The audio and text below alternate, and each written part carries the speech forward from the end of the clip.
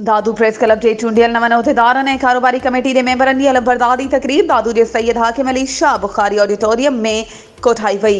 Press club के उहिदेदारनि जी अलबरदारी तकरीब जो मेहमान खास PPMA ने दादू जोही रफीक अहमद जमाली हो। हिन पुरवकार तकरीब में दादू प्रेस क्लब के साल 2024 साल 2025 जे लाइ चूंडियल नवन उहिदेदारनि हलफ़ कयो। उहिदेदारनि में साबिर अली भंड दादू प्रेस क्लब जो टियों भेरो सदर चूंटी वियो। सीनियर नायब सदर शहजाद चांडियो, नायब सदर Sarwar Jalal Solangi, general secretary Ghaus Ali Jhatyal, joint secretary Javed लिकारी, खजानची रिजवान गनी मंगी, ऑडिटर मकसूद अहमद चांडियो समेत कारोबारी कमेटी के लियाकत अली मलिक, आज़ाद बलोच, दानिश खुश्क,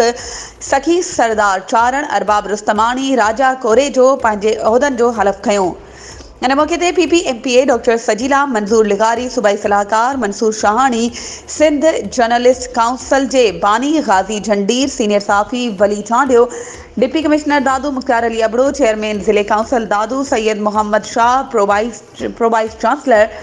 professor doctor Syed Azhar Ali Shah, SSP Dadu captain Amir Saud Maksi, jail superintendent Dadu Javed Ayub Mukheri, doctor Banda Ali लिगारी, assistant commissioner Dadu doctor Shahnawaz Mirani, साफ़ी कादर लाशारी, एडवोकेट मुश्ताक अहमद अबड़ो, अदनान जोयो समेत दादू ज़िले के मुख्तलिफ सियासी, समाजी, मजहबी, अदबी, कारोबारी तंजीमुनि के ज़िम्मेवार उहिदेदारनि ऐं शहरनि के वरे अंग जंहिंमें औरतूं भी शामिल हुयूं। इन सालियानी पुरवकार हलफ़बरदारी तकरीब में शिरकत कई। दादू प्रेस क्लब के सदर साबिर अली भंड तकरीब में आयल मेहमाननि खे आजियाणो ॾिनो। दादू प्रेस क्लब के general secretary Ghaus Ali Jhatyal press club जो सिपास नामो पेश कयो। तकरीब के खास मेहमान ऐं उहिदेदारनि खे हलफ़ खणाईंदड़ रफ़ीक अहमद जमाली खिताब कंदे चयो त तमामु जल्द डिप्टी कमिश्नर दादू मुख्तार अली अबड़ो